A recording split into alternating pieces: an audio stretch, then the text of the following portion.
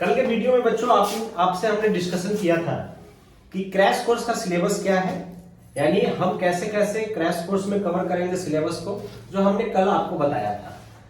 और उसमें हमने ये भी बताया था कि बोर्ड एग्जामिनेशन जो होगा आपका, वो कैसे कैसे एग्जामिनेशन होगा आपका, ठीक है ना, और कितने मार्क्स के क्वेश्चंस पूछे जाएंगे और कैसे कैसे क्वेश्चन पूछे जाएंगे। अब हम बात करते हैं आज के वीडियो में कि जो हमारा फर्स्ट टॉपिक था, यानी हमारा जो पार्ट ए था, वो हम आज शुरू करेंगे कि हमें उस पार्ट ए में कौन कौन से चैप्टर्स पढ़ने हैं, ठीक है ना। तो सबसे पहले हम बात करते हैं कि जो मुझे चैप्टर्स कवर करना है पार्ट ए में, यानी जो पार्ट आपका पार्ट ए कहने का मतलब है कि जो हमारा पार्टनरशिप फॉर्म है, ठीक है ना, उसमें सबसे पहला चैप्टर्स जो हमको करना है वो है हमारा अकाउंटिंग फॉर पार्टनरशिप फॉर्म्स, ठीक है ना, जिसे हम फंडामेंटल्स के नाम से जानते हैं। दूसरा है हमारा change in profit sharing ratio, ठीक है ना। तीसरा है हमारा एडमिशन ऑफ ए पार्टनर। चौथा है हमारा रिटायरमेंट और डेथ ऑफ ए पार्टनर। और पांचवा है हमारा dissolution of A partnership forms. ये हमें 5 टॉपिक्स कवर करने हैं। इस 5 टॉपिक में सारा चीज कवर हो जाएगा। इसी change in profit sharing ratio में आपका गुडविल वगैरह का कैलकुलेशन है, जो आप यहां पे सीख जाएंगे, ठीक है। फिर हमारा एडमिशन ऑफ पार्टनर में जो आप रिवैल्यूएशन वगैरह की बातें कर रहे हैं, जो हर बार एक क्वेश्चंस आपको long questions approx 5 to 6 marks के क्वेश्चंस रहते हैं, ठीक है। ये हर एग्जामिनेशन में, यानी हर साल बोर्ड एग्जामिनेशन में एक क्वेश्चन रहता है, ठीक है ना। उसके बाद फंडामेंटल से अप्रॉक्स लगभग 10 मार्क्स के क्वेश्चंस आपसे पूछे जाएंगे। रेशियो से अप्रॉक्स 6 to 8 मार्क्स के क्वेश्चंस होंगे। रिटायरमेंट से अप्रॉक्स 5 मार्क्स के क्वेश्चंस होंगे। और ये हमारा लगभग 5 मार्क्स का क्वेश्चन कवर करेगा। ओवरऑल मिला के 30-35 मार्क्स के क्वेश्चंस यहां से पूछे जाएंगे। आज हम फंडामेंटल की बातें करेंगे। चैप्टर नंबर फर्स्ट है हमारा पार्टनरशिप फॉर्म का, जिसमें पहला चैप्टर्स जो फंडामेंटल के नाम से आप जानते हैं, आप पहले कभी क्लास में पढ़े होंगे। हम क्रैश कोर्स में सबसे पहले इसी को स्टार्ट कर रहे हैं। हम इसमें क्या बताएंगे आपको कि फंडामेंटल में किस किस टाइप के क्वेश्चंस पूछे जाते हैं, किस तरह से आपको प्रिपरेशन करना है, किस तरह से आपको एग्जामिनेशन में उसे सॉल्व करने हैं, ठीक है। तो पहली बात कि फंडामेंटल पे हम आए, कुछ बातें फंडामेंटल के बारे में आप जान लीजिए। उसका कुछ रूल्स है जो आपको हमेशा ध्यान में रखना पड़ेगा। क्या रूल्स है? तो रूल्स हमारा कहता है कि फंडामेंटल का, कि अगर हम पार्टनरशिप अकाउंटिंग की बात करते हैं तो सबसे पहला रूल जो फंडामेंटल का कहता है कि क्या रूल कहता है कि in the absence of partnership deed, actually क्या है कि हम लोग पार्टनरशिप ही पढ़ रहे हैं, तो पार्टनरशिप में पार्टनरशिप डीड का बहुत बड़ा रोल है। क्योंकि जब तक पार्टनरशिप डीड नहीं होगा तब तक पार्टनरशिप में इन फ्यूचर कभी ना कभी डिस्प्यूट होने की चांसेस बढ़ जाते हैं। तो हमें एक पार्टनरशिप डीड बनाना होता है। पार्टनरशिप डीड कुछ नहीं है, ये हमारा रिटन पेपर है, जो आप रिटन एग्रीमेंट करते हैं, वही हमारा पार्टनरशिप डीड है। तो कहता है कि अगर पार्टनरशिप डीड एब्सेंस है, एक्चुअली क्या होता है कि पार्टनरशिप डीड आप चाहे तो नहीं भी बना सकते हैं, वो आपके ऊपर डिपेंड करता है, आपके पार्टनर के ऊपर डिपेंड करता है। तो कह रहा है कि अगर पार्टनरशिप डीड नहीं है, यानी पार्टनरशिप डीड एब्सेंस है, तो कुछ रूल्स है आपको, जो आपको हमेशा ध्यान में रखना होगा जब भी आप फंडामेंटल्स के क्वेश्चंस करने जाएंगे। पहला क्या रूल्स है कि प्रॉफिट लॉस इक्वली होना चाहिए, यानी प्रॉफिट लॉस जो पार्टनर के बीच में बटेंगे वो हमेशा इक्वली डिस्ट्रीब्यूट हो जाएंगे।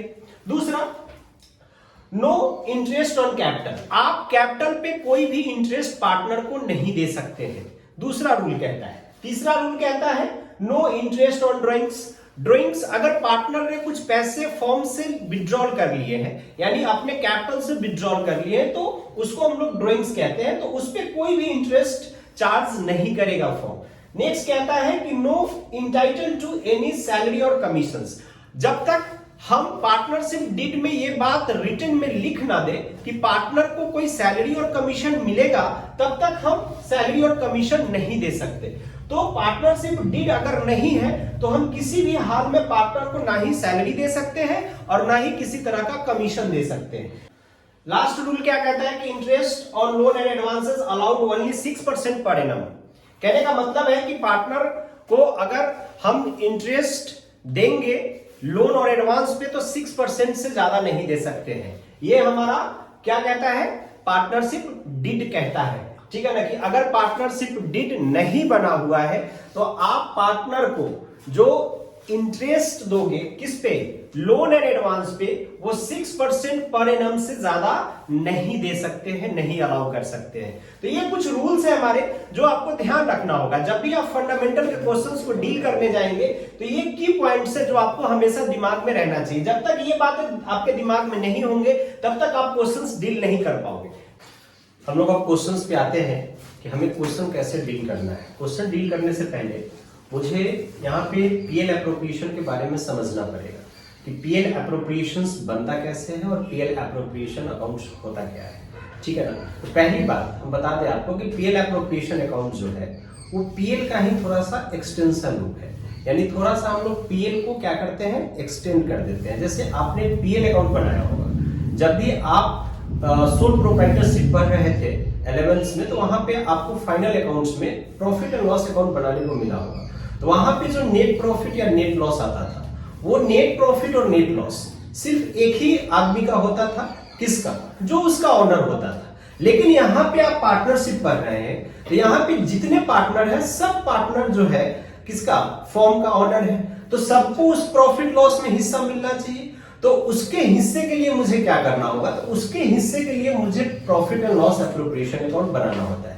इसीलिए हम जब पीएल एप्रोप्रिएशन अकाउंट को बनाना शुरू करते हैं तो मेरे जो स्टार्टिंग पॉइंट्स होता है वो पीएल अकाउंट से ही होता है। ये पीएल अकाउंट्स क्या है, तो ये मेरा नेट प्रॉफिट है जो हम पीएल अकाउंट से ट्रांसफर करके लाते हैं। इन केस अगर लॉस होगा तो लॉस आप इस तरफ दिखाएंगे, जैसे हमने यहाँ पे नेट प्रॉफिट लिख के फॉर्मेट में दिखाया है, आप यहाँ पे नेट लॉस लिख के शुरू कर सकते हैं पीएल एप्रोप्रिएशन को, अगर क्वेश्चन में नेट लॉस दिया हुआ है। उसके बाद क्या क्या फॉर्मेट में होता है, तो फॉर्मेट में उसके बाद जो हम डेबिट साइड में बात कर रहे हैं, डेबिट साइड और क्रेडिट साइड, ये दो साइड होता है, ये बात आपको पता है। तो डेबिट साइड में क्या क्या आइटम्स पीएल एप्रोप्रिएशन में अपीयर किए जाते हैं। तो पहला है मेरा इंटरेस्ट और कैपिटल। जितने भी पार्टनर्स कैपिटल लगाए होंगे, जितने को इंटरेस्ट पे करना होगा, सारा का सारा हम यहां दिखाएंगे कि कितना इंटरेस्ट और कैपिटल हम पार्टनर को दे रहे हैं। अगर कुछ पार्टनर को सैलरी दे रहे हैं वो भी दिखाना होगा, अगर पार्टनर को कुछ कमीशन दे रहे हैं वो भी दिखाना होगा, अगर रिजर्व होगा वो भी हम मेंशन करेंगे। फिर हम क्रेडिट साइड आ जाएंगे, तो क्रेडिट साइड में जनरली आपको नेट प्रॉफिट जो क्वेश्चंस में दिया होगा या जो आप एडजस्ट करके लिखेंगे, उसके अलावा एक इंटरेस्ट ऑन ड्रॉइंग्स दिख रहा होगा, अदरवाइज कुछ जनरली दिखता नहीं है, ठीक है ना। उसके बाद नेक्स्ट है हमारा कि ये बैलेंसिंग फिगर है जो हम लॉस ट्रांसफर कर रहे हैं कैपिटल अकाउंट में, ये बैलेंसिंग फिगर है किसका, पीएल एप्रोप्रिएशन अकाउंट का। इसी तरह से अगर हम इस साइड बैलेंस करेंगे तो ये मेरा क्या होगा, प्रॉफिट ट्रांसफर होगा कैपिटल अकाउंट्स में। तो ये जो लास्ट में है ये बैलेंसिंग फिगर है, यानी जैसे हम लेजर को बैलेंस करते हैं उसी तरह से हम इसको भी बैलेंस करते हैं। तो ये बैलेंसिंग फिगर है, अगर इस तरह बैलेंस हो गया तो लॉस ट्रांसफर कैपिटल में, अगर इस तरह बैलेंस हो गया तो प्रॉफिट ट्रांसफर कैपिटल में। तो ये ओवरऑल मेरा पीएल एप्रोप्रिएशन का फॉर्मेट है जो इस तरह से आपको ध्यान रखना है। क्या क्या ध्यान रखना है कि इंटरेस्ट ऑन कैपिटल आता है, सैलरी आता है, कमीशन आता है, रिजर्व आता है, इंटरेस्ट ऑन ड्रॉइंग्स आता है, और इधर बैलेंस होगा तो लॉस हो जाएगा, इधर बैलेंस होगा तो प्रॉफिट हो जाएगा। ये ही पूरा पीएल एप्रोप्रिएशन की कहानी है। हाँ, एक चीज और कि ये आपको करने से पहले आप डायरेक्ट कोशिश करेंगे कि हम पीएल एप्रोप्रिएशन बना ले, तो बड़ा डिफिकल्ट है आपके लिए। क्यों डिफिकल्ट है, क्योंकि आपको इंटरेस्ट ऑन कैपिटल निकालने आना चाहिए। जब तक आपको इंटरेस्ट और कैपिटल निकालने नहीं आएगा तब तक आप पीएल एप्रोप्रिएशन नहीं कर पाइएगा। आपको सैलरी कमीशन निकालने आना चाहिए, अगर सैलरी कमीशन निकालने नहीं आएगा तो भी आप नहीं कर पाइएगा। रिजर्व दिया रहता है, नहीं दिया होगा तो कहेगा कि कैसे रिजर्व फाइंड करना है, वो भी आपको सीखने पड़ेंगे। इंटरेस्ट ऑन ड्रॉइंग्स भी सीखना पड़ेगा कि इंटरेस्ट ऑन ड्रॉइंग्स सब कैसे निकालते हैं, ठीक है ना।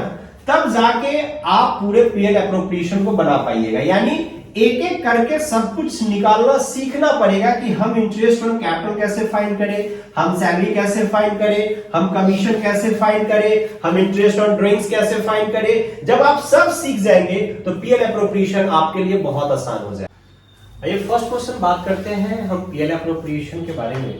क्या कह रहे हैं क्वेश्चंस, देखिए वहां व्हाइट बोर्ड पे लिखा हुआ है कि X and Y partners in a form, X is to be get commissions of 10% of net profit before charging commissions, y is to get a commissions of 10% of net profit after charging all commissions. Net profit for the year ended 31st March 2022 was 55,000. Determine the commissions of the X and Y. Also show the distribution of profit. यानी आपको commissions निकालने हैं और X and Y के बीच में profit का distribution show करना है, ठीक है ना। एक चीज ध्यान रखेंगे कि हमें प्रॉफिट डिस्ट्रीब्यूशन करने के लिए हमें पीएल एप्रोप्रिएशन अकाउंट्स बनाने पड़ेंगे। जब तक हम पीएल एप्रोप्रिएशन अकाउंट्स नहीं बनाएंगे तब तक हम प्रॉफिट लॉस को शो नहीं कर पाएंगे कि X को कितना प्रॉफिट मिला और Y को कितना प्रॉफिट मिला, ठीक है। तो आइए हम एक फॉर्मेट खींचते हैं पीएल एप्रोप्रिएशन का।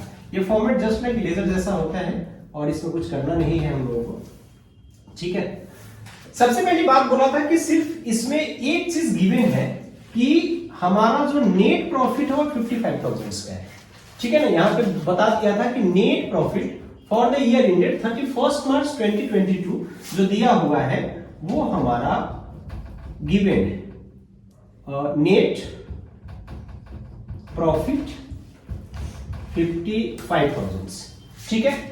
इसके बाद क्या करना है, तो इस पूरे क्वेश्चंस में बस एक ही चीज तो पता है मुझे कि प्रॉफिट पता है और दूसरा कमीशन का इंफॉर्मेशन दे रखा है कि कमीशन के साथ क्या करना है। तो बोला कि कमीशन में दो तरह का कमीशन इसने बताया। एक कमीशन बताया कि एक्स को जो देना है वो 10% नेट प्रॉफिट का, तो नेट प्रॉफिट तो यही है हमारा, इसका 10%। इसके लिए यहाँ पे हमने दो फॉर्मूला लिख रखा है नोट में, आप देख सकते हैं यहाँ पे कि भाई profit before charging commissions net profit into rate of commission divided by 100। ये आप कर देंगे आपको एक्स का कमीशन निकल के आ जाएगा।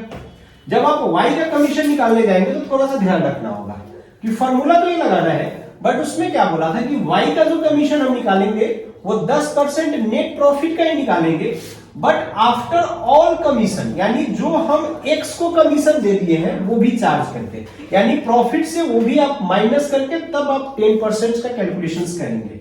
तो कितना होता है, तो हमारा जो एक्स का कमीशन होता है, कमीशंस अकाउंट्स चार्ज कर दो, इसका 10% कितना होता है 5500। अब मुझे चार्ज करना है किसका, y का, तो y के लिए मुझे ये फॉर्मूला लगाना है। हमने x के लिए पहला वाला फॉर्मूला लगा लिया, ठीक है ना। y के लिए ये फॉर्मूला लगाना है। y का कमीशन कितना होता है, तो 55 में 55,000 में 5500 माइनस करके और इसका 10/110 आता है 4500। कितना आता है 4500। अब आप इसकी बैलेंसिंग कर लो, कितनी बैलेंसिंग होता है, इसकी बैलेंसिंग होता है 45,000 का, 45,000 का बैलेंसिंग होता है। यानी ये जो बैलेंसिंग आया यही प्रॉफिट हम पार्टनर के बीच डिस्ट्रीब्यूट कर देंगे। किस रेशियो में डिस्ट्रीब्यूट कर देंगे, तो रेशियो गिवन नहीं था तो इक्वल रेशियो में डिस्ट्रीब्यूट हो जाएगा, ठीक है ना। तो यहां पे लिखेंगे profit transfer to capital accounts. कौन कौन कैपिटल है, एक्स कैपिटल, वाई कैपिटल, 22,500। ये है मेरा प्रॉफिट डिस्ट्रीब्यूशन पार्टनर का, ये है मेरा पीएल एप्रोप्रिएशन। अब इसमें आपको समझना क्या था कि नेट प्रॉफिट तो ऑलरेडी गिवन था, ये हमें निकालने की जरूरत थी नहीं, ये क्वेश्चन में गिवन था कि नेट प्रॉफिट हमारा ईयर के लास्ट में 55,000 का दिया हुआ था। इसमें एक इंफॉर्मेशन नहीं था, सिर्फ बता दिया था कि आपको फाइंड करके और प्रॉफिट को डिस्ट्रीब्यूट कर देना है, और वो ये कि कमीशंस का इंफॉर्मेशन था बट निकाल के नहीं बताया। तो हम उस इंफॉर्मेशन के अकॉर्डिंग कमीशन फाइंड कर लिए। कमीशन निकालने का दो मेथड है हमारा, एक ये पहला मेथड जो आपको दिख रहा है जिसमें कह रहा है कि प्रॉफिट बिफोर चार्जिंग कमीशंस, जिसका फॉर्मूला है net profit into rate of commission divided by 100। दूसरा है प्रॉफिट आफ्टर चार्जिंग कमीशंस, जिसमें कह रहा है कि net profit into rate of commission divided by rate plus 100, ठीक है ना। यानी ये दो फॉर्मूला है हमारा किसका, कमीशन फाइंड करने का। अब इसमें ये दोनों फॉर्मूला हमें लगाना पड़ा क्योंकि एक्स के लिए हम पहले वाले फॉर्मूलों को यूज कर लिए हैं, क्योंकि इसमें बोला था कि सिर्फ नेट प्रॉफिट का 10% चाहिए था तो हमने पहले वाला फॉर्मूला लगा लिया, ठीक है ना। यहाँ पे लिखा था कि भाई आपको बिफोर चार्जिंग कमीशन था तो बिफोर चार्जिंग कमीशन में ये बिफोर चार्जिंग कमीशन वाला फॉर्मूला लग गया। इसमें लास्ट में लिखा हुआ कि आफ्टर चार्जिंग ऑल कमीशंस तो आफ्टर चार्जिंग लगने के कारण हमने ये फॉर्मूला यूज कर लिया जो सेकेंड वाला था। बट इसमें एक चीज था कि ऑल कमीशन चार्ज करने के बाद तो नेट प्रॉफिट में जो हमने एक्स को कमीशन दिया था उसे माइनस करके तब आपको 10/110 करना था, ठीक है ना। तो ये ओवरऑल मेरा पीएल एप्रोप्रिएशन का एक क्वेश्चन था जो आपने देखा। आप इसको अपने से एक बार करने की कोशिश करेंगे, प्रैक्टिस करेंगे जिस तरह से हमने कराया है।